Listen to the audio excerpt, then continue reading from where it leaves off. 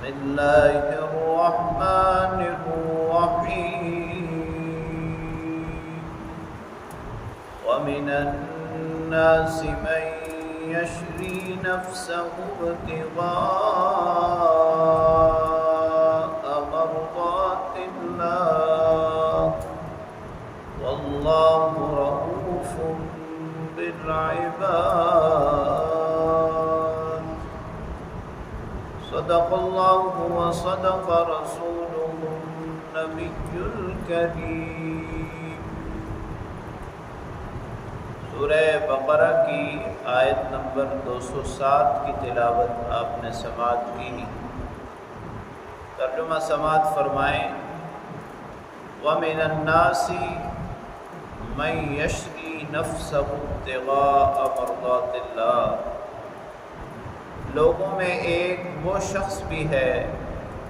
جو اللہ کی رضا کے حصول کے لیے اپنی جان صرف کر دیتا ہے، اپنی جان پیش کر دیتا ہے۔ واللہ رؤوف بالعباد، اللہ تعالی اپنے بندوں کے ساتھ بڑا مہربان ہے۔ مفسرین کرام نے بیان کیا ہے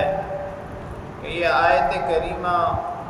حضرت صہیب رومی رضی اللہ تعالی عنہ کے متعلق نازل ہوئی کہ جب آپ نے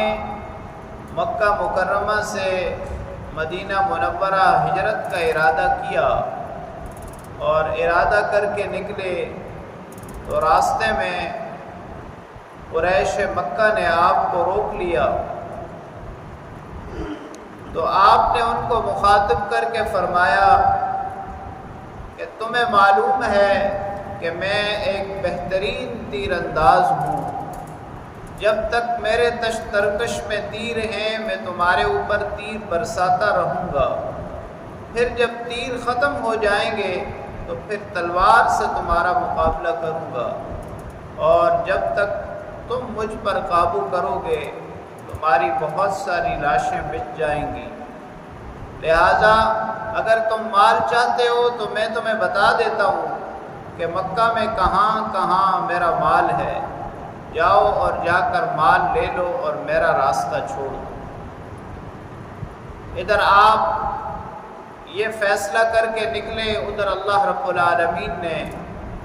نبی کریم صلی اللہ علیہ وسلم پر یہ آیت کریمہ نازل فرمائی۔ آپ صلی اللہ علیہ وسلم نے فرمایا کہ صہیب نے کیا خوبصورت اور کیا خوب تجارت کی ہے۔ جب آپ مدینہ منورہ پہنچے تو سیدنا عمر ابن خطاب رضی اللہ تعالی عنہ صحابہ کرام کے ساتھ آپ کا استقبال کرتے ہیں اور آپ کو یہ خوشخبری بھی دیتے ہیں کہ آپ نے بہت خوب تجارت کی، اللہ نے آپ کی اس تجارت کو بڑا پسند فرمایا۔ انفرادی طور پر ابتدائی طور پر تو یہ حضرت صہیب رومی رضی اللہ تعالی عنہ کے متعلق نازل ہونے والی آیت، لیکن اس میں ان تمام صحابہ کرام رضوان اللہ تعالی علیہم اجمعین اور اہل اسلام کے لیے خوشخبری اور بشارت ہے کہ جنہوں نے اللہ کے دین کی سربلندی کے لیے، اللہ کی رضا کے لیے اپنی جان کو، اپنے مال کو اللہ کے راستے میں قربان کر دیا، ان کا مقصد صرف اور صرف اللہ کی رضا تھی۔ جیسے گزشتہ آیت کریمہ اخنس بن شریک کی منافقانہ روش اور دین اسلام کے ساتھ دشمنی سے متعلق ہیں، اسی طرح یہ آیات حضرت صہیب اور آپ کے نقش قدم پر چلنے والے تمام لوگوں کے لیے۔ اللہ کریم سے دعا ہے اللہ تعالی ہمیں کلام پاک کو پڑھنے، سمجھنے اور اس پر عمل کرنے کی توفیق نصیب